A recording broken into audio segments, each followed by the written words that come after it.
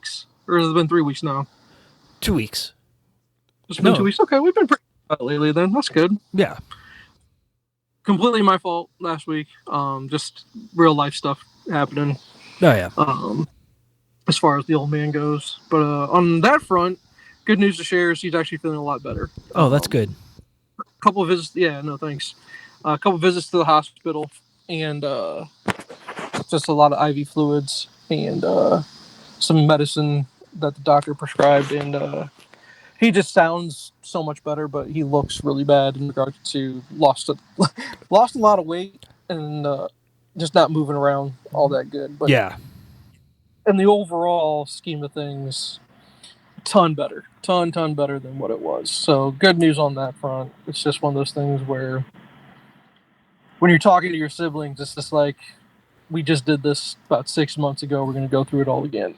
It's one of those things that it's always in the background, of your mind. And then when you say it out loud, that's when it gets hard. Oh, yeah. So, and then my sisters they're not emotional people whatsoever, if I can say that any more sarcastically.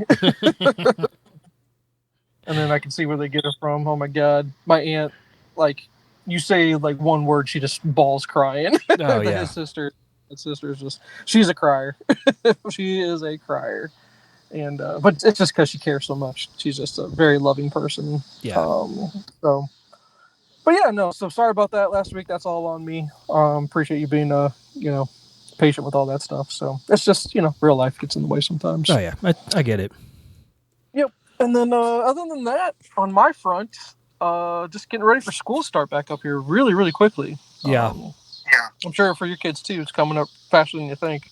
Will had his freshman come tour the school day, so I'm like, oh man, I feel old.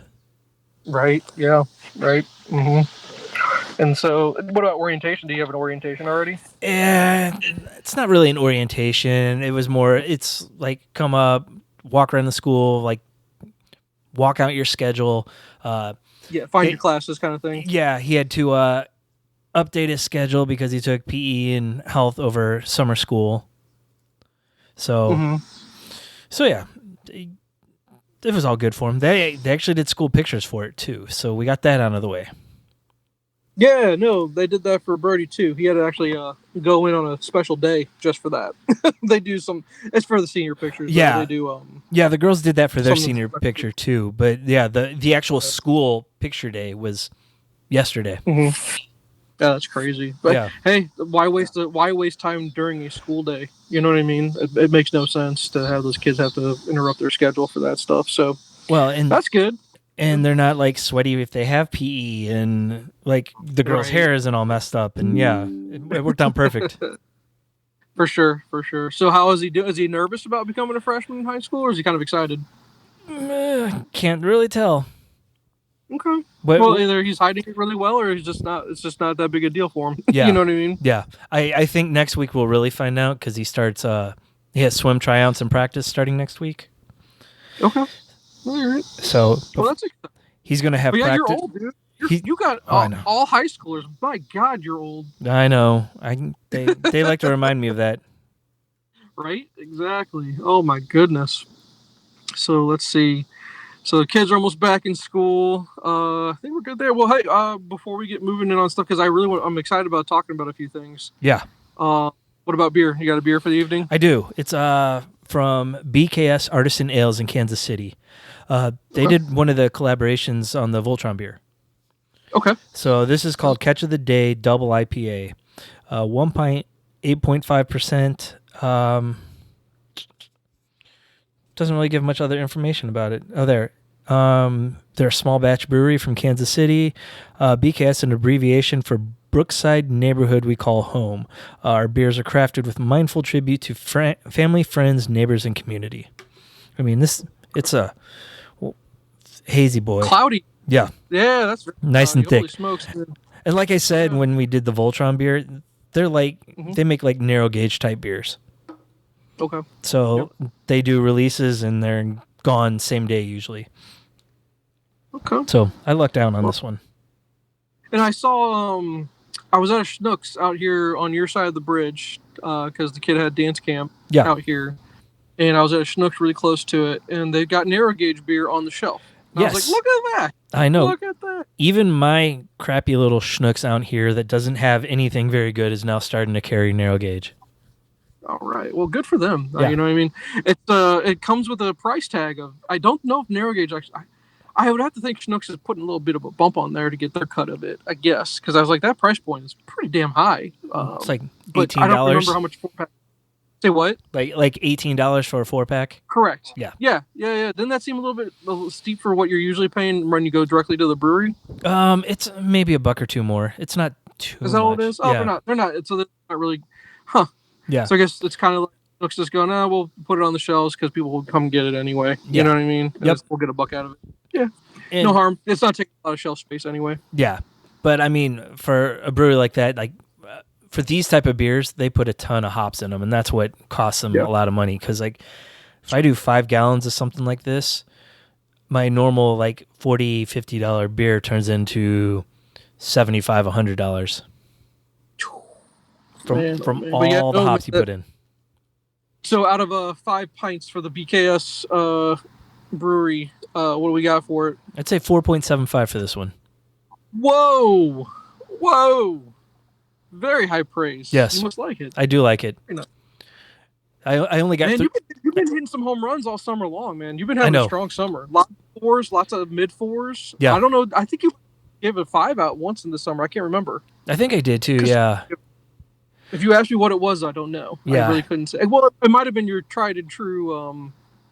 which one is it that you went and got? Like the Three Floyds stuff? Yeah. What those? I bet you it's one of those that you gave 5 to. Most likely. So. Yeah. Okay. This one came from my brother-in-law. He was in Kansas City for his son's basketball tournament. And I'm like, hey, if you see it anywhere, grab something for me. He's like, I didn't see it anywhere, so I just went to the brewery for you. But I only got 3 of the 4 because he took the other one. I gotcha. Well, with those tournaments, man, there's a lot of downtime in games, so you got to fill that time in. Yeah. Okay. Well, he was gonna go around looking for booze anyway, so. Okay. So, all right. Well, what do you think? Summer went by quick, but we never want to end summer, and I don't think we discussed it last time we talked, because I think when we talked last, it had just started. Mm-hmm. And as far as the summer goes, it's kind of we're wrapping up summer. We're going to move into, the comic book industry goes into full on. It's time for holiday mode to move some stuff for the holiday sales, right? Yeah. So, but San Diego Comic-Con every year, I love talking about the news that comes out. It's not really the comic part of Comic-Con has taken a back seat to more of an entertainment con, is what it is these days. Yes. I guess we could call it that. But plenty of toys. Lego's pretty strong there. Lots of video game stuff. There is comic news still, and creators and artists are still there. But a lot of the the big panels are for the big time entertainers. And was there anything out? Oh, I'm sorry. Go ahead. I was gonna say it seemed like this year there wasn't as much like movie stuff as normal. Like Marvel didn't have a presence. DC really didn't do much. Well, DC had not from a movie standpoint, but I think Gunn still made an appearance. But it wasn't for too much of a Superman thing. It was more, I think he was part of the Jim Lee panel. It was like Jim Lee and his friends or something like that. And I think he made a surprise appearance, is what I read. If I read correctly, it was the correct article, if I'm remembering correctly. So yeah. But yeah, kind of strange, especially with 2 huge movie releases by each studio. But I guess with Marvel doing the whole Doom last year, they didn't really feel like they needed to make a appearance this year, I guess. Well, do they have their Disney thing coming up too? Because they usually have their own little event. The X23 or not X20 or the D23. Yeah, D whatever it is. Yeah, the 23 thing. So they kind of have their own specialized Comic-Con. So, and really, what do they have to announce? Because everything is pretty much in progress. And when Fantastic Four came out, Kevin Feige did kind of the State of the Union. Here's where we are with everything. Yeah. So, which it sounds like whoever's going to be the next in charge, because I know there is a plan for Feige to eventually step away because he's done. I think he's said that he's ready to step down, and he's probably from a creative standpoint ready to tackle something different. And I think that Star Wars is going to be the next thing he tackles. That would be my thoughts if he wants to, or he might just retire. The dude so much money, you know what I mean? Yeah, he could probably say, I'm done working for a while, or he can be a mentor to somebody. I don't know what the succession plan is. I hope they have something in place, because I guess we know that, James Gunn is the Feige version in the DC right now, in the DC Right. world, or DCU, but I'm curious who the successor is going to be on the Marvel side. I don't know who would be the next logical person. The Russo brothers, maybe? If they wanted it. But I doubt they'd want to do that. They're creators. They want to be directors. You know what I mean? Who knows if they want to take on a producer role, like something like that. But as far as headlines that I had taken some note of were, from a movie standpoint, you're right. There was Disney presence there with the Tron, I think it's called Ares or something like that. Yeah, Tron Ares. I'm saying it right. Is that what it is? Yeah. Okay. Which, I don't know, man. It's a franchise, and I guess it has enough of a following for them to want to keep trying for this, or it's close to somebody's heart, high enough up at Disney where they go, we're not giving up. We're just never going to give up on Tron. We're going to make Tron work, and it's going to hit a home run at some point. Man, I mean, it's fun. Me and Will watched the original, and he got pretty into it. He's like, the effects are kind of cheesy, but he took into account it was from the early 80s. True. Yeah, no, that's great. And then but the only other big time movie thing that I heard about was for Predator Badlands. Yes. And it sounds like, from things I've heard online or read here and there, just quips here and there, are we moving our way through history to try to get ourselves back up for a reboot and just do a reboot of the Schwarzenegger movie and let someone else take over the Schwarzenegger role, and they're going to just kind of put a modern spin on it? Mm-hmm. They've been taking their time to build that? No. I think they got a bigger plan than that, because at the con they released a new post-credit scene for Predator. What was the animated one? Killer of Killers. Yeah. They changed the post-credit scene because it panned through the ship, and you see all these like bodies in stasis. Well, they changed it now, so you go through and you see Danny Glover, Arnold Schwarzenegger, and the girl from Prey. So apparently at some point the Predators go back and get the people that have beat them. Okay. So I wonder if they're trying to set up some big movie with all these, that pulls all the threads together. Okay. So I'm curious where they're going with it. Yeah. Predator is a franchise, and it's successful enough. Like, where, you had Predator 1 and 2, where 2 is beloved by some people. I'm not a big Predator 2 guy. I love the first Predator. I love. Yeah. Pure 80s classic, right? Yeah. But I don't really know if this thing has legs for a big time current franchise. But it seems to. I mean, people loved Prey. They loved that one. I thought Prey was great. Yeah, but I don't know if anyone really was, saying that, Alien vs. Predator was a home run by any means, right? That was a big hit. Those movies were pretty much panned, I thought. See, and so I'm just curious. I'm wondering where all this momentum and steam's coming from, other than, I guess, Prey just kind of re-energized the franchise, and they're trying to... I think that's it. Yeah. But those are the only two big movie things to come out of Comic-Con. And then from a TV show standpoint, I think there was a Dexter panel. But the one that I would have loved to either see, I don't know if it's been on YouTube or if they've plastered it anywhere that we could see it, but they got Mike Judge and Trey Parker, Matt Stone. Yes. I don't know if you have to put those last names around. No. The South Park creators. Yeah, Parker and Stone. Mike Judge. Yeah, and then there was one more creator that was there, and I can't remember who the last one was. Oh, God. I forget. Yeah, But it was basically Beavis and Butthead, South Park.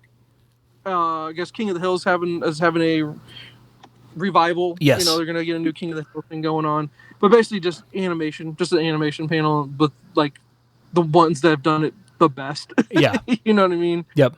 So I would have been curious what they were talking about there. I saw some clips. There were some clips that came out from people recording it there, and I mean nothing too earth-shattering. Talking about, I think there's a little bit about like, is there pressure from Paramount now that they've had to settle their lawsuit with Trump and how everything was received by the president and his people, but you didn't get a lot out of it. They didn't say a whole lot. So Trump sued South Park. No, Trump sued CBS. Oh, because of Colbert or 60 Minutes? Or it was the 60 Minutes stuff. But the thought was that Colbert was a casualty of the settlement. Because it's just that they said, well, our bottom line, we took a big money hit, which makes sense. Yeah. I get it. Well, and there's speculation, like, did Trump request that Colbert go off the air and they cancel the show? Or, I mean, that's more conspiracy theory type stuff, but... Okay. Jay, when's the last time you stayed up to watch a late night show? I don't stay up and watch him, but I do watch a lot of clips from his show on Reels and stuff. But did you seek them out? You know what I mean? No, I don't know if anyone's really seeing these things out. It's just you happen to be scrolling, you're like, oh, there's a Colbert one, or there's a Fallon one, or something like that. Yeah, pretty much. I don't think it's appointment viewing. Like, it's because there's just too much out there and people are doing their own thing. And I'm usually well asleep by the time those come on the air. Right, exactly. So it's just one of those things where I think late night is just going to go by the wayside. I don't think it's a big deal anymore because there's just so many different ways for people to advertise their stuff. Well, and I think you're going to see more of the what's his name, Spider-Ham. He has his Mulaney. Yeah, Mulaney has his own show on Netflix. I tried his show. Yeah, I tried that for a hot second. It was weird, and I did not get into it, man. Yeah. Did it get better? I don't know. I never watched it. Okay. But I mean, it's good enough that they've continued to make them. So, but then you also have like more of these guys are moving towards podcasts, like Conan O'Brien, or you have like a Jerry Seinfeld interview show in the cars. So I think that type of stuff is taking more of it. I don't know. I think it's just the evolution. I don't wish for anyone. I have been laid off enough where I don't wish for anyone to lose their job. Yeah. You know what I mean? Yeah, because I do have a hard time sympathizing with people that have made millions of dollars already and they're pretty much set for life. Yeah. I go, hey guys, that type of evolution, it stinks. But I think you'll rebound. You'll do okay. Yeah. And if you don't do okay, I think you'll be able to survive. Yeah. Unless you just didn't invest wisely. Right. Unless you were just irresponsible with your money. Yeah, for the hosts, but it more sucks for like the crew and all the backstage people. Yeah, and I get that. Yeah, it's just weird because it's just shows. I don't know, man. I don't know what. Yeah, I feel bad for those guys too. I didn't think about it from that standpoint. I guess it does stink for them. I guess you don't really take those folks into account, but those writers, hopefully, they are able to create something of their own. You know what I mean, and are successful that way. And it's just like, well, what else are they going to be able to do? Yeah, and it's just like I guess the life out in Hollywood is just getting harder and harder, just because there's so many different outlets for entertainment. Like we always say, there's just two, and it's like, well, it's evolving, and where does it all land? Is it more guerrilla style where you don't really need a huge crew anymore, do you? I guess because you can do everything from your cell phone nowadays, right? Yeah, at this point. So. Well, I mean, if you look at TikTok and content creators, I mean, yeah, they're doing it all from their cell phones, and those things are taken off because they're so short. Yeah, an hour and a half talk show or 60-minute talk show just doesn't keep the audience. That's why I think a lot of the clips play better for Fallon and Colbert, because you can watch 2 minutes of it and then scroll to the next thing. Not even gonna lie, dude. I saw a clip yesterday of Fallon. He had Ariana Grande and Kelly Clarkson. Yeah. And I'm not a big Clarkson fan. I am definitely not an Ariana Grande fan. She just irks me the wrong way. But I'm never going to say she's not talented. Yeah. She is uber talented. And if she would just sing and just lean into being a talented singer, or I guess sometimes I'm not a wicked person. I don't know how she was as an actress. But if she's a good actress, fine, whatever. Yeah.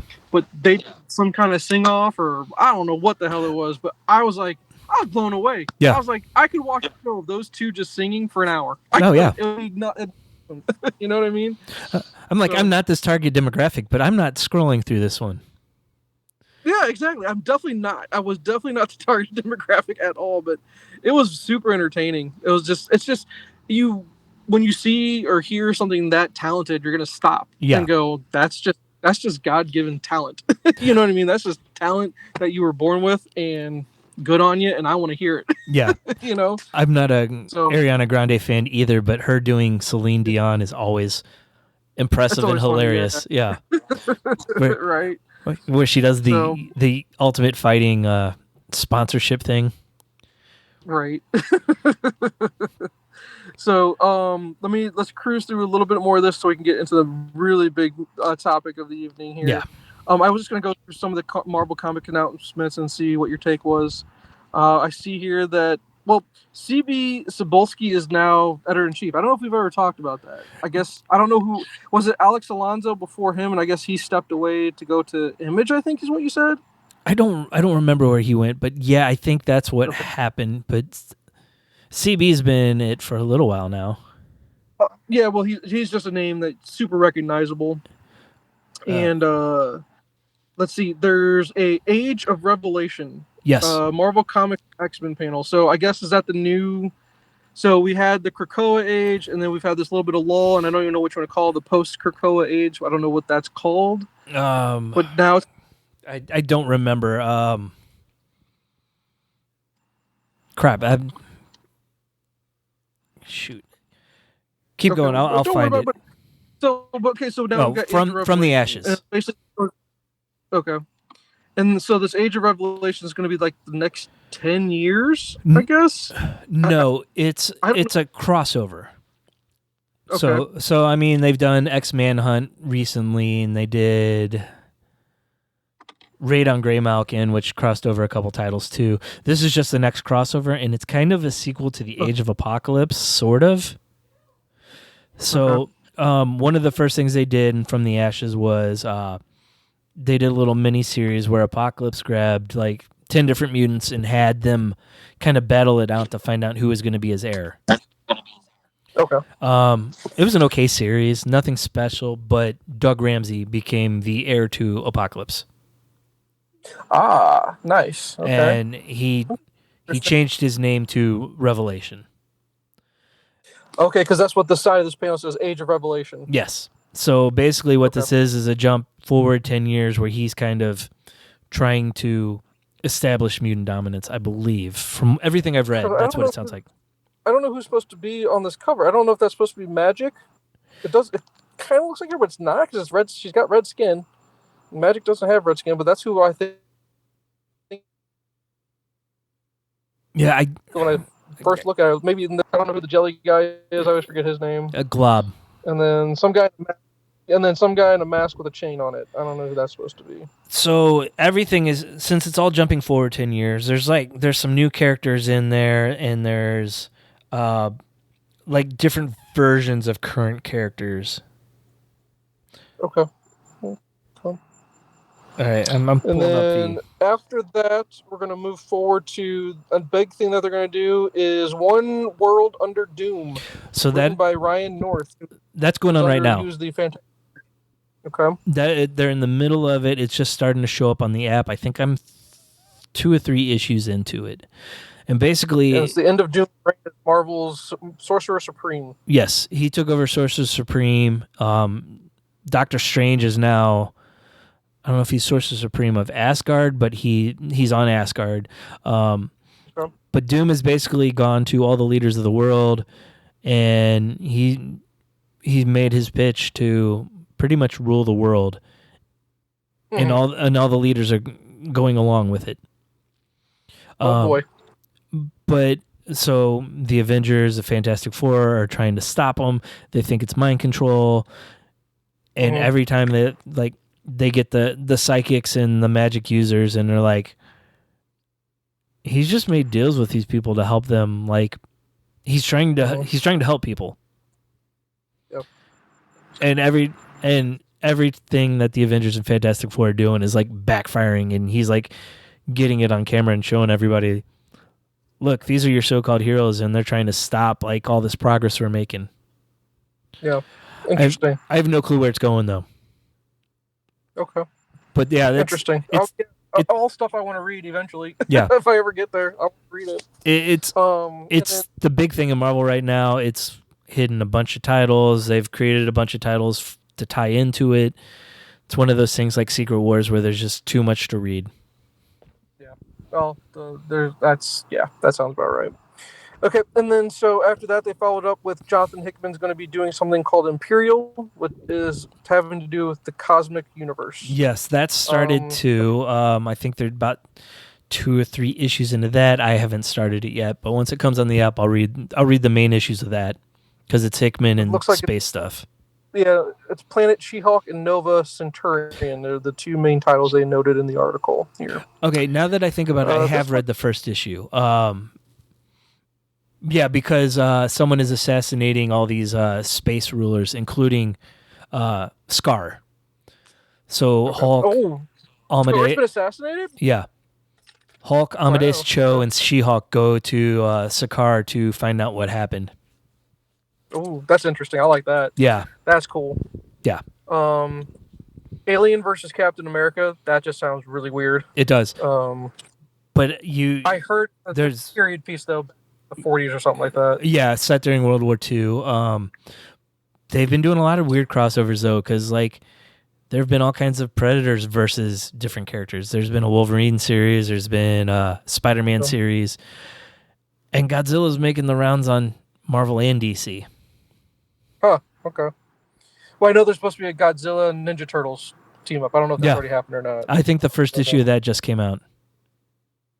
And then the last thing before the big thing on this article looks like Marvel, DC, that's the Deadpool crossover you've already talked about. Did that actually come out already? No, it hasn't yet. I think it comes out in October. Oh, it hasn't? Okay. Oh, okay. Now, this is the one that I really wanted to get your take on because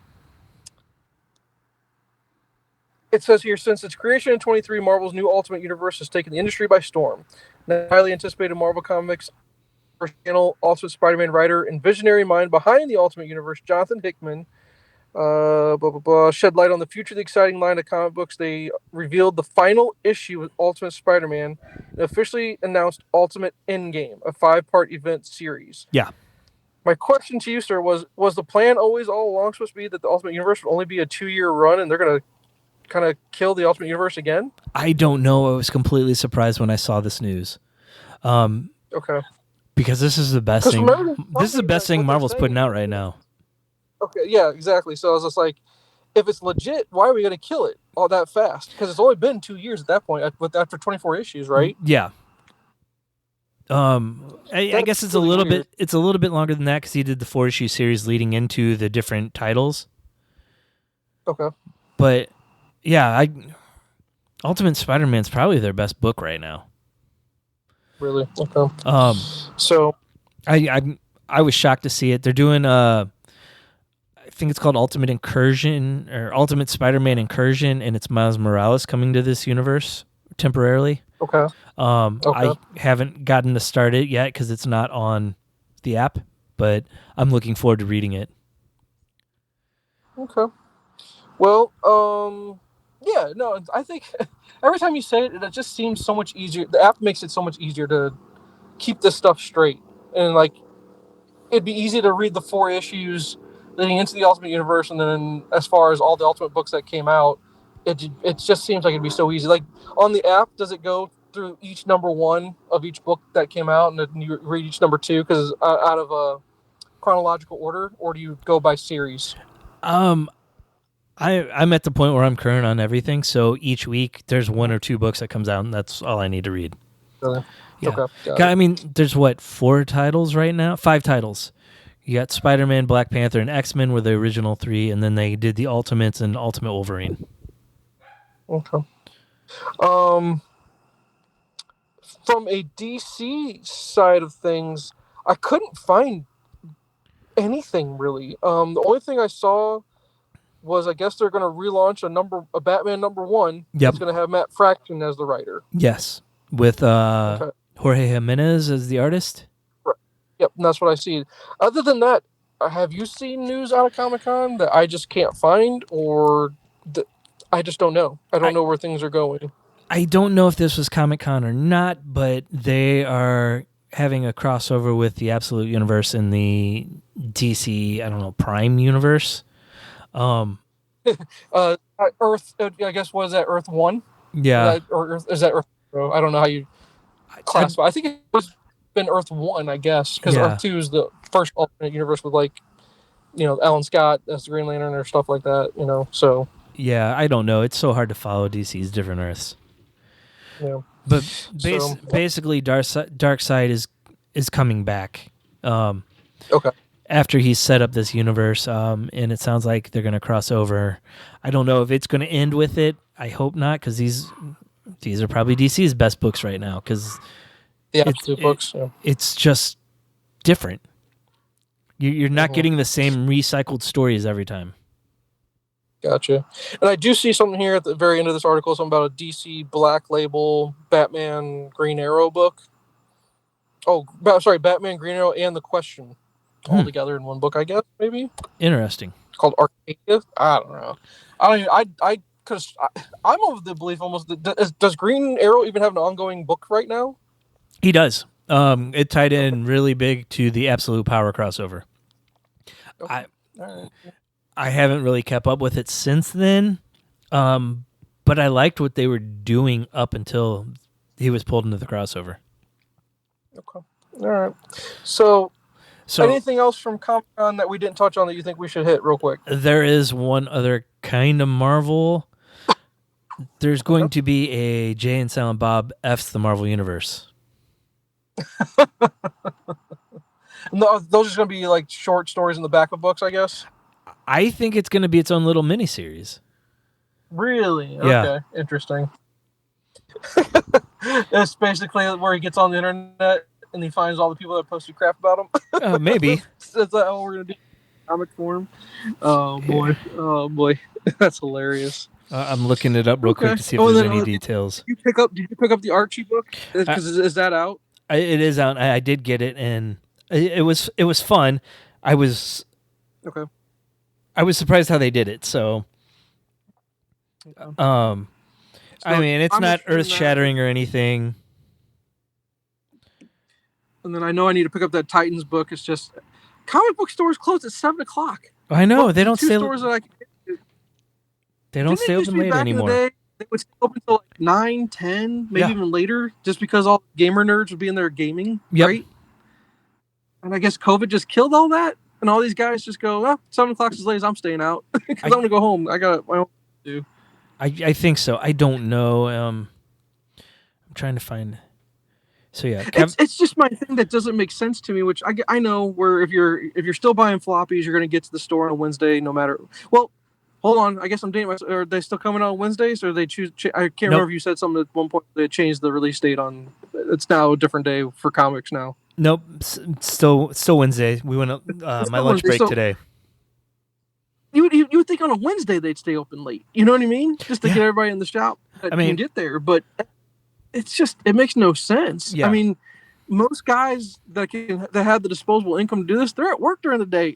You know what I mean? They can't get to the shop until later. It just boggles my mind. It's really weird. I guess that's what the weekends are for. I just got to find time to go swing by a shop on a weekend, I guess.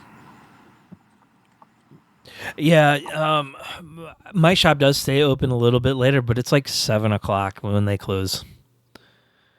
Yeah, see, so it's just a different world. That's all. Because I remember that was always so cool. However late you want to go in, man, they'll be there. Oh yeah. If I were an owner of a bookshop like that, I'd probably just live above it. I'll close up whenever I feel like closing up, and I'll just go sleep. Go sleep in the shop or the room above the shop. That's how I kind of picture it. I think if I opened a shop, my whole family would probably work in it, so we'd have coverage whenever we needed it. That's what I'm saying, right? Make it a family affair. Because when Madeline started looking for jobs, the first place she went was our comic shop, but they said they couldn't hire her until she was 18 because of adult comics.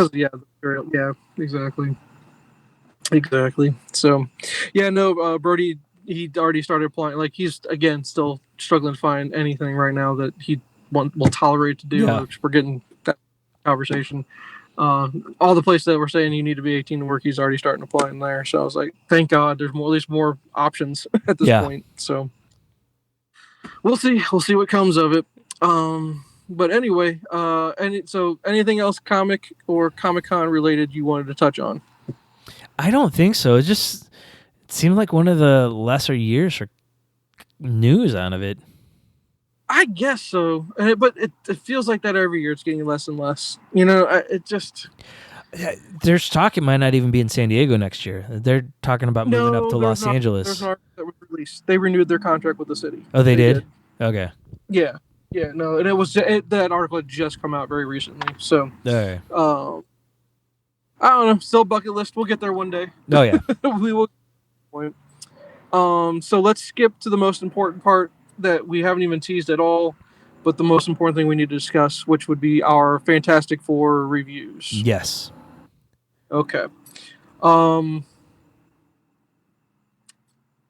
It's unfair to compare this one to the previous iterations in a way, because the previous iterations, I guess, had the unfortunate necessity of needing to do the origin part. Yes. Where what was awesome about this is they still did slightly an origin, but they did it in such a creative way and so quick that they could just flip it right into, hey, we're all accustomed to comic book movies. Let's move, right? Let's get going into this, and let's fly with it. So I almost feel bad for, the first two that came out from Fox, and then the Josh Trank mess was just a mess. Yeah. So with a lot of studio interference or whatever the case was, which I guess that kid is just never going to make movies ever again. I don't know whatever happened to that guy. No, he just fell off the face of the earth. But basically, the benefit from this movie, I mean, it had Marvel's hand all over it. Instead of, we'll have the creator do it, or the studio stepping in and saying, we don't like what you're doing, we want to change it. Yeah. I think I texted you just saying I just can't get over how much I'm thinking about this movie after the fact. Yeah. Yep. And I'm not going to do the whole which did I enjoy more, Superman or Fantastic Four, because I honestly couldn't tell you, because they're such they're so different. They're so different in a sense of they're similar in the tones that they're more hopeful, they're more vibrant, they're colorful, they're a little bit more campy, but they're just different messages from each film that you kind of get. Yeah. And they just made me feel two different ways, except for I know it's weird to say it this way, but they also made me feel the same way, whereas like we need movies like every time we say something about Ted Lasso, we always say the world needs more Ted Lasso type shows. Yes. Because we've got enough real life crap that makes life suck. And life is dark and it beats you up a lot, and there's just always some bad stuff going on, where it's always nice that, man, with all the things that are going on in the world, it's just nice to escape into something that's bright and hopeful and just beautiful. I don't know how else to really, and even with something like Ted Lasso, when you got the darkest episodes, it still had like a happy ending. You were still fulfilled when you turned the TV off. Yeah. Yeah. So I guess we'll start with what was your favorite thing about it? Do you have some gripes? Do you have no gripes? And this is, I won't say it's a masterpiece or is it a perfect film or anything like that. 'Cause I'm sure I have one big gripe I'll share with you that even during the movie I was like, okay, but and it's very. We'll get there. We'll get there at some point. But what do you have for me in regards to what were your things that you liked most? What were some things you didn't like? Kind of break those down for me. This was the first Fantastic Four where I felt like they nailed the family aspect. Mm-hmm. And they really leaned into Sue as the heart of the team, which we've never seen before, except for in the comic. That was the comic to the T. And the way, because did it feel like for the Fox version they kind of made Ben the heart? Yeah. I think at different points you got different people, but you never got Sue as the heart of the team. Okay. Yep. But I think they nailed her. Like when she walked out and said, "Look, yeah, he wants our kid." And that whole speech he gave, like my jaw was dropped because it was just amazing the way she just connected with everybody. That was her character. They nailed that. Ben was great. Well, and then before you skip ahead, Yep. good on her as the actress. She Oh, did a yeah. wonderful performance. She was a powerhouse. Like, she was great all around. There's nothing I could complain about in regards to her performance. It was fantastic. Yeah. Ha. I mean, she was great. How about this? I'll say that before you keep going. The very first thing I think I said when they announced Fantastic Four and they finally announced, who they casted, that was my biggest thing, was I was apprehensive about Pedro Pascal as Reed. Because I think we're all reaching that point of it wouldn't be unfair to say we're reaching Pedro fatigue because he's in every damn thing that comes out. But boy, oh boy, was I not. He nailed it. He was fantastic. I gotta stop saying that. He was unbelievable. He was really, really good. And I could see why he just nailed it. There's a reason he's in everything. He's damn good. Yeah. But damn good. I think what they nailed with his character was he's emotionally distant. He's always like 4 steps ahead rather than being present. And doesn't that make sense? It does. Because when you're on an intelligence level that no one can really comprehend because he's just so advanced. Yeah. It's hard for him to connect on a human level, and that's what makes Sue so special. And what should make her the heart of everything is that she brings him back to humanity almost. Yeah. She grounds and connects to the world. And it's just someone had put it where they were saying, hey, his superpower is a little bit hokey. And I go, it is and it isn't. I mean, they can make it cool if they wanted to. Which they did in the movie. But my whole point being, that's not really his superpower. Right. I mean, it is. His superpower is just being, I'm the most intelligent person in the world, and my job is to protect our universe with my intelligence. Yeah. Because it's a gift, and you have to use that gift to protect the world. That's how he sees that. Yeah. So one of the complaints I saw about him in the movie was like, the character was an asshole.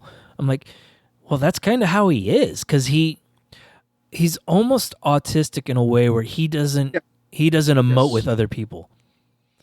And but you don't even have to. But even using autistic, that's a common way to describe it, I guess, at this point. But it's just how people like that are that are that intelligent, that their minds aren't on our level in regards to they're thinking about things that we would never even take a second to think about, and they're always about 20 moves ahead of us and thinking about bigger things that we just don't concern ourselves with. So I don't think I would ever describe him as an asshole. I'd go, he performed him the way the character is. He's absent-minded, or he's forgetful, or he's, not emotionally attached because of the fact his mind is preoccupied with, I need to think about this universe or this equation all the time. Yeah. I mean, your brain just never stops. Yeah. It just never stops thinking. Perfect portrayal of the character. Perfect portrayal of the character. Exactly. And I don't think people realize that don't read comics, because they've seen these other, like, the goofy version from the original 2 movies, and then the Miles Teller version, which is, that's more Ultimate Fantastic Four, which is fine, but you kind of have to set the baseline of what Reed really is like before he gets to that point. Yeah. But he did a great job, and he's so analytical, he can't hide the truth. He doesn't have that tact that a normal person has. Yeah. Where he will go, well, the mathematical chances of this succeed, stuff like that. He's just very literal, very, very literal when it comes to that stuff. And so he lacks that humanity in a certain way, but that's why Sue's there. When you say they nailed the family, not only did they nail the family, they nailed the marriage. Yes. Where she balanced his inhumanity out with her overabundance of humanity. Right. And one of the things that he did very well was the nonverbal cues, his body language. Mm-hmm. So like she looks at him and you're like, you're thinking about giving up Franklin. Yeah. Yeah, absolutely. So I think they nailed it as far as the casting goes. Eban Moss-Bachrach. We didn't get enough of him. Yes, I needed more, and I need more of him and Johnny together. Yes. Well, as far as Joseph Quinn Yeah. as Johnny Storm, which it was a great portrayal of Johnny Storm, where it's not just the womanizing hothead. You gave him some intelligence, because he was a space explorer. He's got to have some intelligence. He didn't get to just tag along because his sister's, with the smartest guy in the world kind of thing. You know what I mean? They gave him a purpose in this movie. Yeah. Which was great. Wonderfully performed. And then the buddy team up between him and Ben, it was so well done. Well done, because that's how a family acts. They give each other shit. They really do. Yeah. It was great. And even the look of the thing with the beard, I mean, I was like, that's different. Yeah. It's way different. I'm not used to seeing that, but it looked great. It worked well with the movie. It really did. I'm like, why is he shaving? But then, they said something about the beard, and I'm like, that kind of makes sense. It's kind of funny. I enjoyed that. I was watching for the beard to grow throughout the rest of the movie. Right. Great. I will say I kind of wish they would have leaned in a little more on the womanizing side on Johnny. But keep that intelligence there. Yeah. Yeah. And that's a very minor. Yeah. It didn't. He had some comedic moments, but he's supposed to be the comedic punchline of whenever there's a comic moment in the story that should be his. It really should be. But and then Silver Surfer, cool, really cool. Oh yeah. Had no issues with that performance. And then, I mean, it's the same story, but they just gender swapped. They went for male to female. Still the same story about sacrificing yourself to save your planet. But no issues with that. I had no issues there. But they still kept true to the comic, because Shala Bal is actually Norrin Rad's girlfriend, wife. The reason why he became Silver Surfer in the comics. So they just kind of flipped the two characters, actually. Sure. And apparently Norrin Rad was cast. I don't think we saw him, though. Okay. Interesting. Maybe they'll save that for something else. Yeah. I mean, Secret Wars. We're going to see in Secret Wars. Yeah. And then we had Mole Man. Paul Walter Hauser, dude. Oh, love that guy so much, dude. My only complaint there is we didn't get to see enough of him. Because he's such a great actor. I think they could do a really cool Disney Plus show with him. And just get into the Moloids, get into the underground, the under earth, just do it all and let that guy just be who he is and being awesome. Because I love the best line. One of my, I think I was the only one that laughed out loud in the theater, but it cracked me up, his delivery. Because, hey, wipe your feet. No, you don't have to, because it's all dirt. You get it? I died, dude. Yes. I was laughing so hard. I did too. And then when he comes in their headquarters, Reed starts saying something, and he goes directly to Sue. Right. Oh man, so that was just for us nerds. I think that like that. He's so great and everything. Well, even they had the scene too when they were doing the intro, and the monster comes through the ground, and they're fighting him. And I'm like, that's the cover. Right. They had the cover in the movie. Yep, exactly. And then I guess I want to make sure I heard on this, because I do. We're gonna have to cut it short here just a little bit. Okay.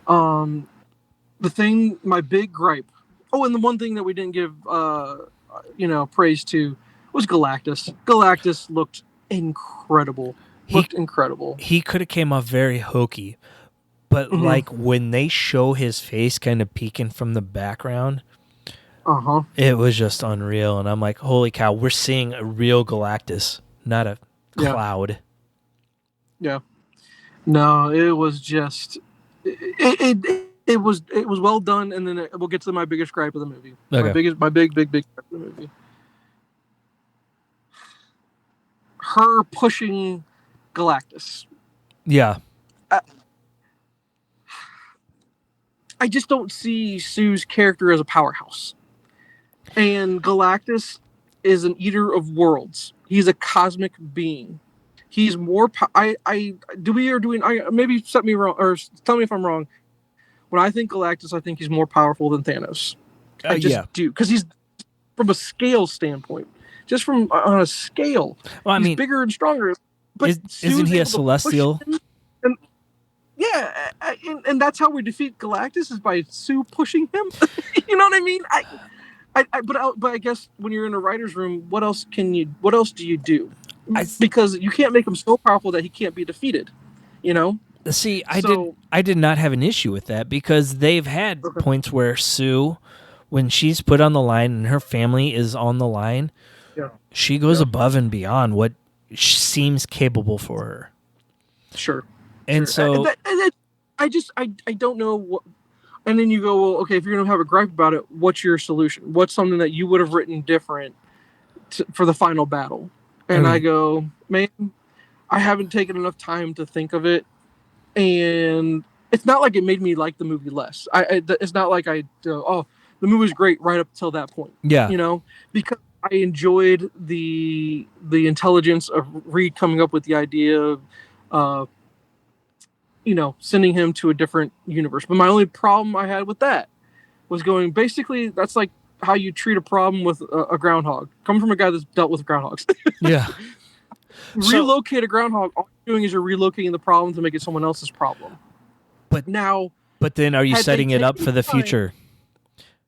well, and that's what I'm saying. My had they taken the time to, maybe is it an Easter egg to say when they sent Galactus somewhere else, is that setting up a future film, or is that supposed to be like, hey, were they sending him to the negative zone? Yeah, And that's all I wanted. If you would have given me negative zone, and there's a reason why they put him in the negative zone, they could have explained what the negative zone was.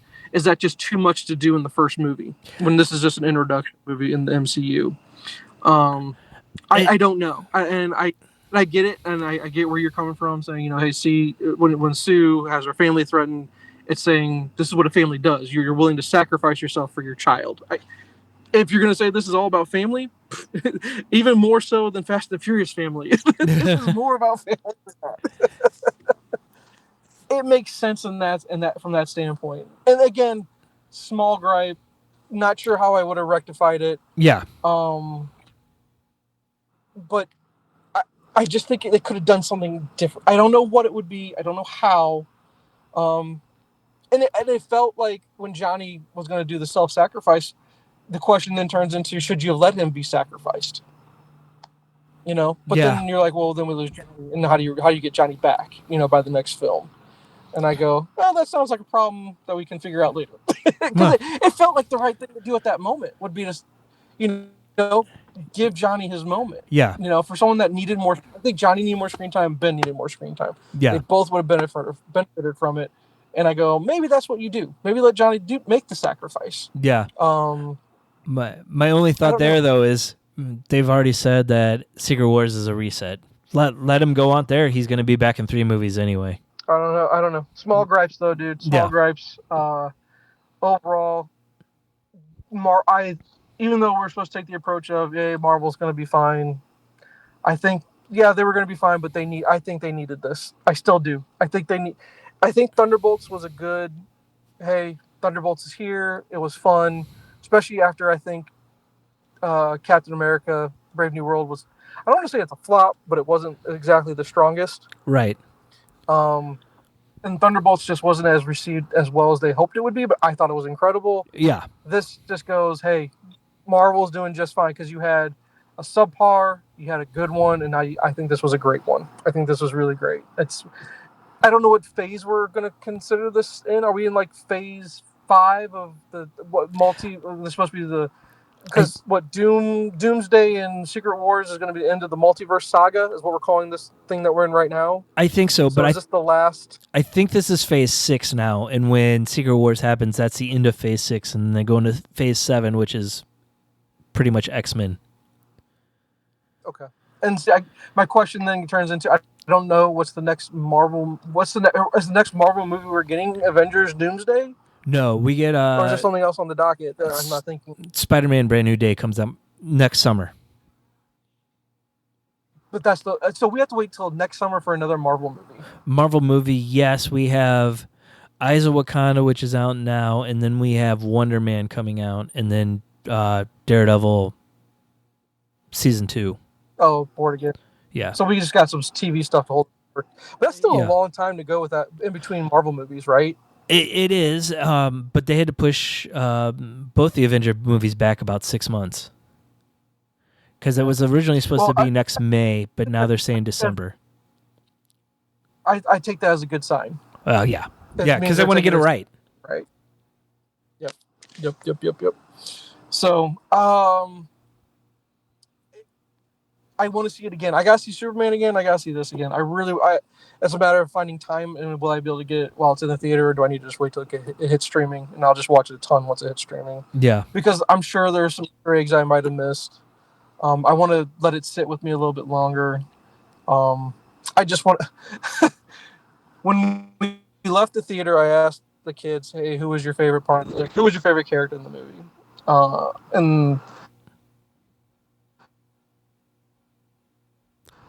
Brody part, but the girls, of course, they go with Johnny. Johnny was their favorite. yeah, And I think a lot of that I also think hinges from their fact that they liked Eddie from Stranger Things. So yeah. getting the fangirls in with Eddie, and then having Johnny be Johnny in the movie, their favorite. And then I go, no, that's not my favorite. And they go, oh, you like Ben? I was like, I did like Ben. I liked him a lot because I just like that actor. I think he was great in Andor. He's obviously amazing in The Bear. He's Richie. He's always Richie. Bear. Yeah, but I go, no. My favorite character is Herbie. It's always Herbie, bro. Herbie was great.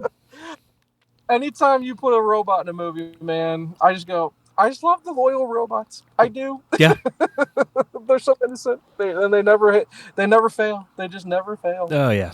So, no, Herbie was great. And then Bruce like, you liked Herbie? They used like VHS tapes to record on. I was like, that's what made him so just.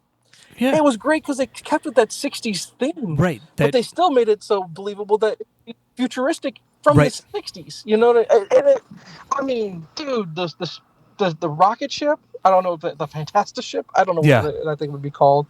And then the drive engine, once they got out to space, that put them into light speed. Yep. I mean, all that looked incredible. And it was yeah, this makes sense from the smartest guy in the world to create all this stuff for them to use. Yep. No, I mean, Herbie was awesome. The technology was awesome. I mean, then I guess we didn't even touch on Franklin. No. I'm curious. I'm curious where we're going. And then some people, I heard the theory being that that's how they reset everything, and basically this is how we're going to get new castings for all the big players. Is Franklin's going to reset the world? I could see that. You know,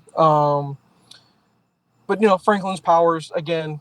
It was fun to walk out of the theater and go, guys, you don't understand that. I don't know who it was, and I guess every writer or editor has been on board with it. Basically saying Franklin's the most powerful being in the Marvel universe. Yeah, and I'm curious. I'm curious who made that decision and why that decision was made. So at one point there was like a Fantastic Four: The End story. Where Franklin's powers keep him alive, and he becomes friends with Galactus. And eventually he takes over for Galactus. And when they did that little story beat of why Galactus wanted him, so someone could replace him, I'm like, oh man, that's awesome that they pulled that from the comic. I don't remember what comic it was. I saw a reel talking about it.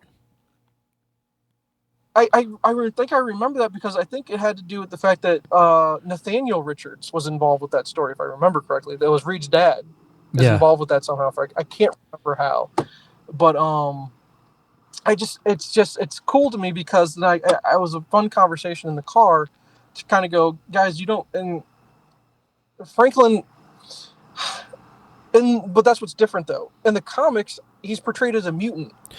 They retcon that. In the movie, they did retcon in the comics he's no longer a mutant. So that X-Men Fantastic Four crossover at the beginning of Krakoa does that. Okay. I never read that. Yeah. Have I ruined that comic for? Like, I needed to read that. I definitely needed to read that before I started Krakoa. No, it happened after House of X Powers of 10. Okay, I'll have to find it somehow. Yeah, because I definitely need to read that. Yeah, sure. So, but it didn't. It kind of makes sense, but it kind of doesn't. Where hey, he was in the movie. Maybe they followed the retcon then because it makes sense where his DNA makeup is impacted by the cosmos. Yeah, cosmic, whatever you want to say, versus just being born with an X gene. You know what I mean? Yeah. But even being born with an X gene, Children of the Atom, either way makes sense. Yeah. But it was fun having that conversation going, hey, guys, you don't understand how important that little baby is. So the reason why God, he's so powerful. And they go, what? Why would a baby? I go, guys, he's the most powerful thing in the Marvel Universe. And what makes it even more interesting is the foil of his sister. If they ever bring Valeria in here, and they go, and one of the struggles that Franklin always has is the fact that he comes from a family of intelligence. You know, I'm glad they kind of portrayed everybody in the family being really smart. Even Ben was. I love the way they portrayed Ben as the pilot, and I'm not just a driver. I'm an actual astronaut pilot that sounds intelligent with everything I say while I'm doing this. Yes, is that Franklin doesn't have that gift. Franklin struggles with the fact that he's not smart like his dad, but Valeria is. She's the one that got the smart gene. And I go, guys, if we ever meet her, you're going to see another family dynamic of a younger sibling, you know, dealing with an older sibling's issues and his shortcomings. But then you'll also see that no one messes with her because he's the most powerful being in the world. You know what I mean? Yep. It's just all these family dynamics that are going to be incredible to watch. And I go, guys, just wait until you see it. If they lean into that, which I'm curious if they will. Right. And they don't even touch on the fact like Valeria is close with Doom. Yeah. Correct. So that's going to make it even more interesting once they have that all established. If they go that route. Oh, yes. Which I don't know if we'll get there because that's deep dive. We're getting deep into it, which it was a nice nod. I'm glad they did Future Foundation. I was like, well, there's that. Oh, yeah. Right? That was cool. I had a big smile on my face when I saw that. Right. So, it's interesting. And then the tease with Doom, I was like, that's just, it was cool to see the cape and the mask, but I guess they're really holding things back, which is great. But then again, if we had to wait another year, I'm going, oh my God, we have to wait another year. Because I know how box office is doing. I don't know if this is a hit. I'm hoping it's a hit. I think in the new world it's a hit, but it took a pretty big drop from week 1 to 2. I think they said it dropped like 60%. So is that going to make them apprehensive to say, no, Fantastic Four just can't be done? I don't think so, because they're too important to the universe, and I don't think Kevin Feige necessarily worries about box office. He worries about the bigger picture of the story. Because I guess he thinks they'll make up the box office difference with the Avengers movies? Probably, and then maybe greenlight a sequel after that, hoping people from hear Avengers and then they go into another Fantastic Four. I hope my biggest concern is if it doesn't do well financially, because again, are we really going to see? I mean, they're called the New Avengers. Are we really going to see another quote unquote Thunderbolts or New Avengers movie? I don't know. Strictly with just who knows what we're going to see anymore? I don't. And then if Fantastic Four didn't do as well as they hoped they did in the box, and they're going to no, we just got the one, and we're not. But I would love to see this story. I want to see this continue because it's so well done. It was really, really well done, and I think it deserves another one. But I guess if it just doesn't get the support it needs, right? I don't know. But I think we're in a new world where streaming numbers impact what they're going to do too. So when this comes on Disney Plus and the streaming numbers are off the charts, they'll be like the audience is there. They just don't go to the theater. And I think and there's so many reasons, dude. And there's so many reasons for that because I had an awful theater experience with it. To be honest with you, yeah. I mean, I loved it. I was able to enjoy it, but just whispering the whole movie. People just talking the whole time. I'm like, guys, you pay so much money to get in here. The concessions, the tickets. What is it? If you want to talk, why would you bother coming to a movie? Yeah. Go elsewhere. Why waste your money? Wait for it on streaming. Stupid. Oh man, it drove me nuts. And my kids were like, "No, we didn't hear him too much," and I was able to kind of drown it out. And I was like, and Jen did not go with us, but had she been there, she would have lost her mind. She would have just been dead. Yeah. She's like, I can't handle it. So, and I just don't get it. I go, you know, and as I watched a clip from somebody, I can't remember who posted it, but just basically a not even a love letter, but just basically, hey, AMC theaters, you're trying to get people back into the theaters, and this goes into our whole conversation about the box office and how, you know, is it important, you know, can you really gauge a movie's success anymore? People don't shut up. People don't. They're on their phones. They don't shut up. There's 30 minutes of commercials before the movie, and it starts.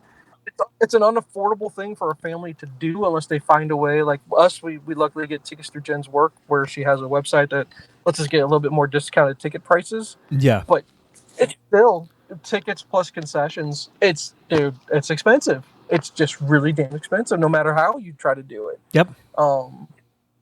It's unreal. And then you go, why am I going to deal with the traffic? Dealing with people around me that might impact my movie going experience. I'll just stream it, like you said. I'll just stream it. It's worth just waiting that much because they come out so fast. Yeah. But I just hope that this does not impact. My main point of the whole diatribe there is I'm hoping we get a sequel. Yeah, I think we will. Because here, first thing I type in for Fantastic Four box office, one of the first top stories, Fantastic Four First Steps isn't generating much hype for Doomsday. Weekend box office, the Fantastic Four holds on, but suffers a big drop. Disney CEO says the Fantastic Four First Steps is an original property. So I go, yeah, okay, I guess so. So I'm still trying to find what's our box office take here. Oh man, Naked Gun only made 16 mil. Yeah, I heard that's got a super high critic score. Like everybody seems to like that movie too. Yeah, I had a buddy that saw it, and he said he gave it a 4 out of 6, and he said it's worth seeing, just maybe not in the theater. Yeah, which is a shame. I'm trying to get this thing to load here. It's not coming up. Okay, let's see what we got here. Domestic, 208 million. International, 170 million. 378 million worldwide. Is it a dud? It's made less than Thunderbolts at this point, right? I don't know if I can say they're duds anymore, because this is like every movie. We're not at a point where we're getting the $1 billion movies. How many have there been since COVID? Like 2? I don't know. Yeah. Top Gun and Avatar. Oh yeah, no, you're right. I mean, and then what? China just doesn't go see movies anymore, or they just don't care about Fantastic Four? Because 5 million from China seems super low. It does seem low. But I think it made more internationally than Superman did. But I mean, we went into that last time where he used to be marketed as Truth, Justice, and American Way. Yeah. So, my friend, I don't know. 378 just doesn't feel like it. I guess pre-COVID, that's a big time flop. But today's day and age, maybe not so bad. I don't know what. Where do you get the green light now? What gets you a green light for a continuation of a story? Yeah, I don't know. That makes me nervous. Because it was damn good. Yeah. It feels like this is underperformance. Yeah. Well, Superman seems that way too, though. They just don't care about Fantastic Four. Maybe it just proves what everyone's been saying all along. It's not that they can't get the story right; it's just people just don't care because maybe it's just too hokey. I don't know, but they didn't. It didn't feel. Did it feel that way when you were watching it? I don't know. Maybe because we're old and we have families, it just hits us different. Maybe, but I don't know. My kids loved it. Yeah, but I don't know. Maybe I guess I'd like to see a reviewer, because that's the other thing is I can't find a reviewer that says that they hated the movie. Like they might have small gripes about it, but they just go, "It's a good movie," and they're not going to say it's the best movie that it was ever made. You know what I mean? But they're going to go, "No, it's enjoyable, very much theater worthy." Especially with all the things we were talking about cost and the effort to go do it. Mark Bernardin is usually my gauge because he's always got nitpicks with things. And he's like, this was a fun movie. I mean, I really enjoyed it. It's like, if you can get Mark saying it was a good movie, it's a good movie. Mm-hmm. Yeah. And I guess, I don't know, maybe we're just at a different point in life where it hits different. And maybe this is just one of those movies where it's not the action-packed thing that maybe a 20-year-old or a teenager's looking for, versus it just hits completely different when you're a father with children. You know what I mean? I just go, it'd be a good exercise to just, you say your kids liked it, but did they like the action? Did they like the family aspect to it? Was it because it had Eddie from Stranger Things, or was it because they liked Herbie, or The Thing just wasn't, didn't do anything super incredible because it just didn't get a lot of, it just felt like Ben didn't get a ton of screen time. You know what I mean? Yep. He didn't do anything very Thing-ish, to kind of set himself apart from anything in the movie. I don't know. I hate to end it on a bummer like that as far as concerns about, articles you're reading here where it's just like, this isn't really hyping people up. I'm like, how are you going to hype up a movie that's about a year away? It's so far away right now. Why would you need this movie to hype something up that far into the future? That'd be a long time to have to stay excited from this movie to that point. That makes no sense to me either. Yeah, and they're kind of in a weird spot too, where it's the Marvel/Sony Spider-Man coming out next, where it's not necessarily it's harder to do that kind of post-credit teaser for the next movie. Yeah. Well, I guess you're right, but can we all agree after Craven, they're done? I can't imagine another Venom, Carnage, Doc. They're not going to do a Doc Ock movie that I can think of unless they're going to maybe try to somehow do a Superior Spider-Man kind of thing. I don't know. And they're just waiting on Miles, and I don't understand. I heard something that made it make sense. I can't remember. I don't remember why Miles can't come in. Or did we talk about that last time or something like that? No, that was in the Kevin Feige stuff promoting Fantastic Four.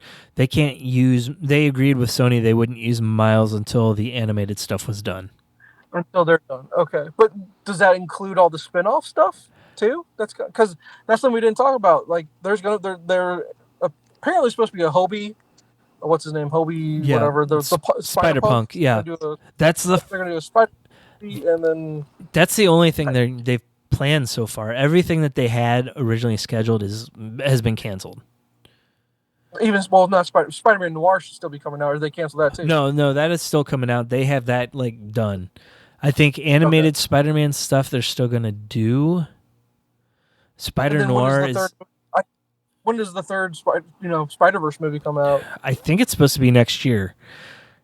I thought at the time that they made them back to back, so it was ready, but then they pulled it off the. It was supposed to come out, I think, earlier this year, and then they pulled it off the calendar, and they're like, it'll come out. Yeah.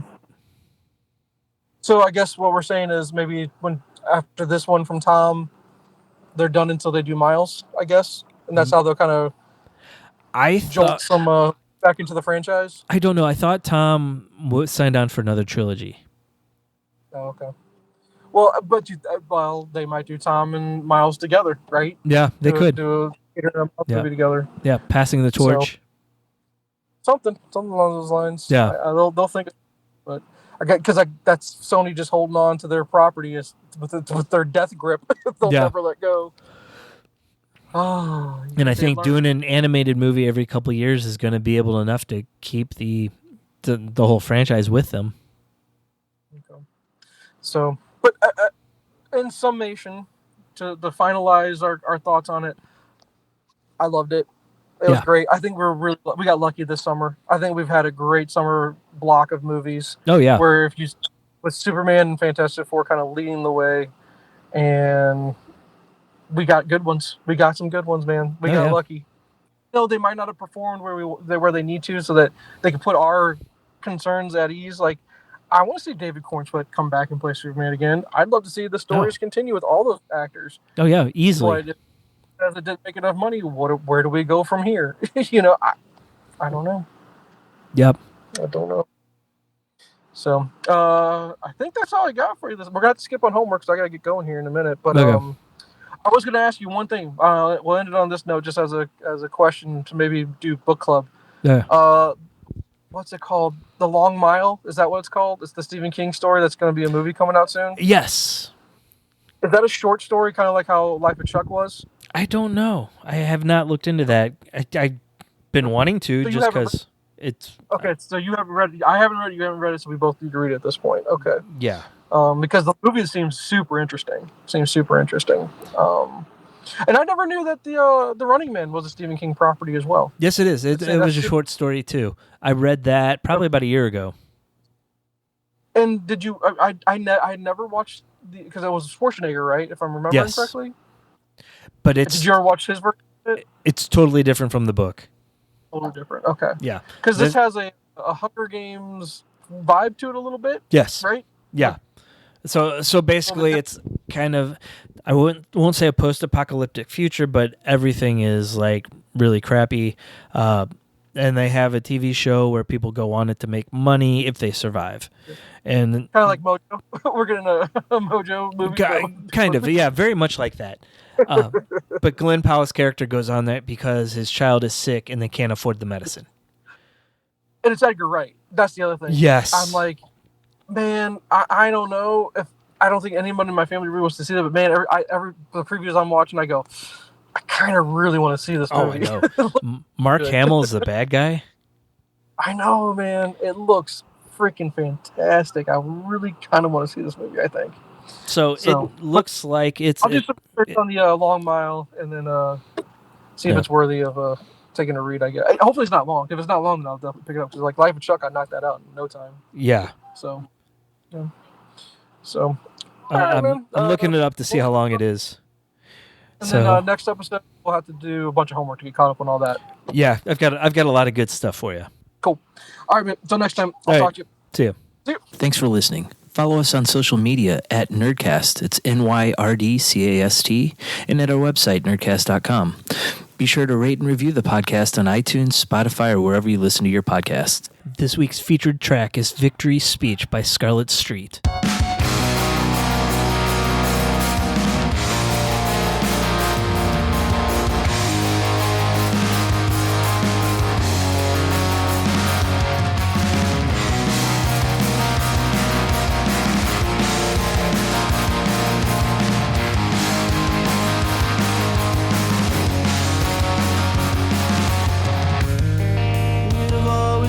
Sincere.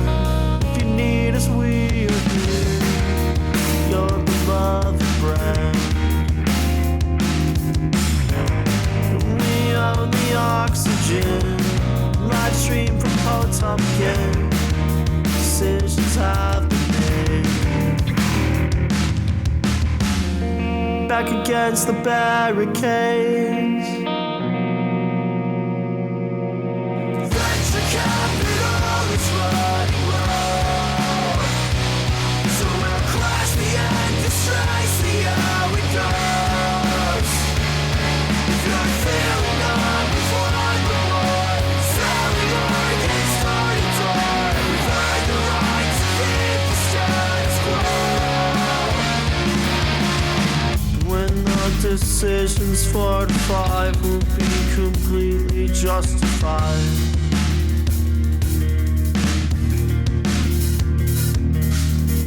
There's no need for a compromise when we're on the winning side.